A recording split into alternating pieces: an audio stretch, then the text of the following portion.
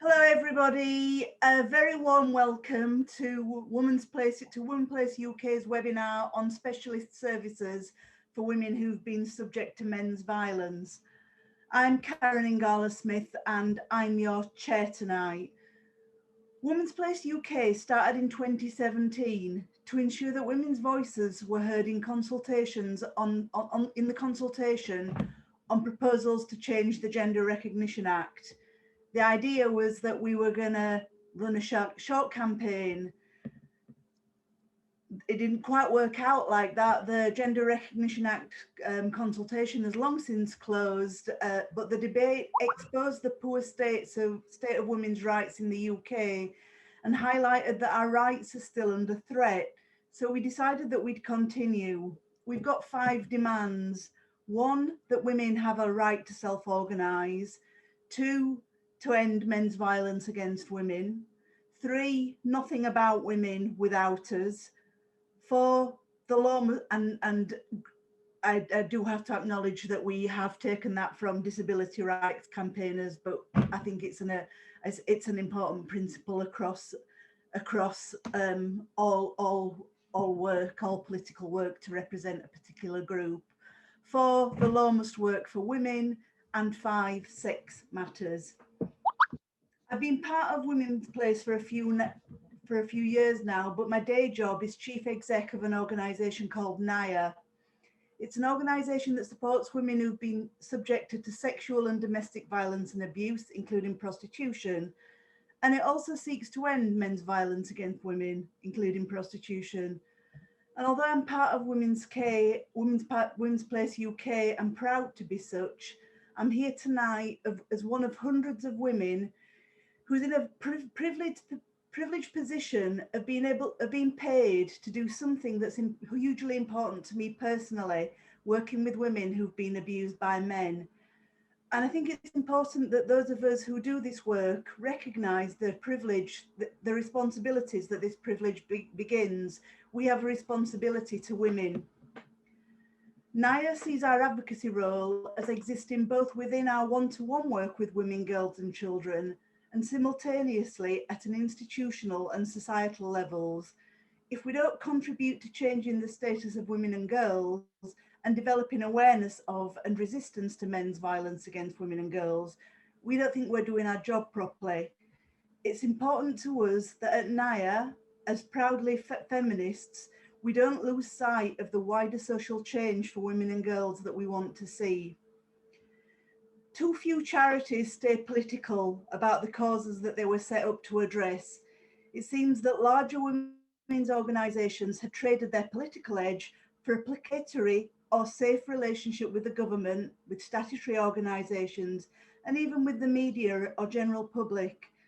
At NIA, we've chosen not to take a plain safe approach, and increasingly we feel that second-tier organisations don't represent the women who use our services, particularly with regards to the need for single-sex services for women who've been subjected to men's violence. But back to tonight. When you're setting up an event, there are always more women that you'd like to highlight the voices of than there are spaces on the panel, and that was true for us tonight. And then there are always diary clashes and other things that prevent some women from speaking when they would like to. Due to unforeseen circumstances, we've had to make some changes to the speakers tonight. These things happen, but we've still got 4 great women that you're going to hear from. Uniquely though, I have to say that tonight, 6 different women, and I can't name them publicly, who we were talking to behind the scenes when planning this event and who wanted to speak, either said that they couldn't or were later told by their boards that they couldn't, specifically because of the threats and pressure from transgender ideology activists or the threat of repercussions from funders, commissioners and stakeholders due to policy capture. Policy capture happens when, due to lobbying and other influencing policy making, and here I'm also talking about commissioning of services for people, especially women, who've been subjected to sexual and domestic violence and abuse, becomes skewed in favour of one particular group at the expense of others, in this case at the expense of women. I just want to give you some of the examples of the bullying and coercion that I'm aware of. I've heard complaints being made to women's boards because somebody liked a tweet from J.K. Rowling. In another case, because she went to a Women's Place UK meeting. When we, specialist independent women's services, apply for funding, we're increasingly required to say that we'll provide services for men, including those who identify as transgender, irrespective of the fact that single-sex exemptions contained within the Equality Act lawfully enable us to provide single-sex services. The quality of our services is rightfully monitored, but recently some of us are expected to require staff to put pronouns in their email signatures to performatively indicate our inclusiveness. But who here is thinking about women who are excluded by the inclusion of males? In Scotland, the main government funding stream for organisations working with women exposed to men's violence, Equally All, require that to be eligible for funding, applicants are required, I'm reading this, to be eligible for funding, applicants are required to demonstrate the following in their application.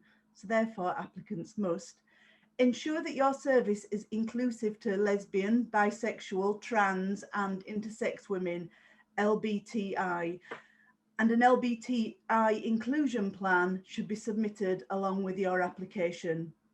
The deadline for the next funding rounds just closed and applications are currently being assessed. Who in Scotland could speak tonight if they've submitted an application?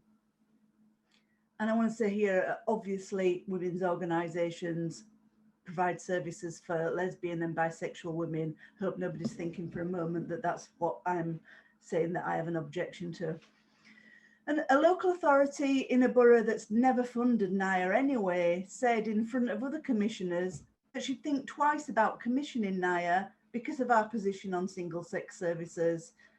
And finally in Brighton, and we'll be hearing more about Brighton from Nicola later, we've seen that RISE, a specialist independent women's organisation that actually even developed specific services for LGBTQ plus people, lost their contract because even that was not inclusive enough.